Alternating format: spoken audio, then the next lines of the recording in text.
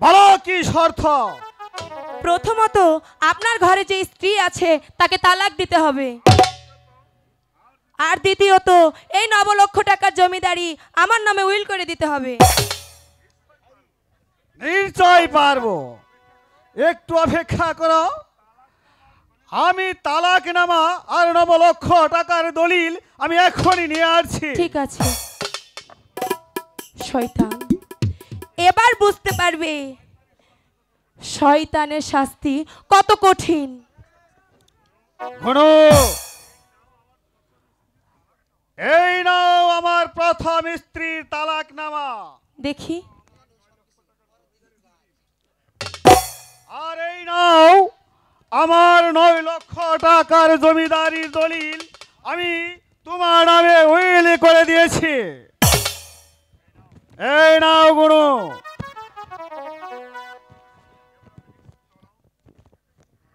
এবার আমি নিশ্চিন্ত হলাম। কাকা, ঠুকু কাকা না, আসুন আপনি একটু বসুন না।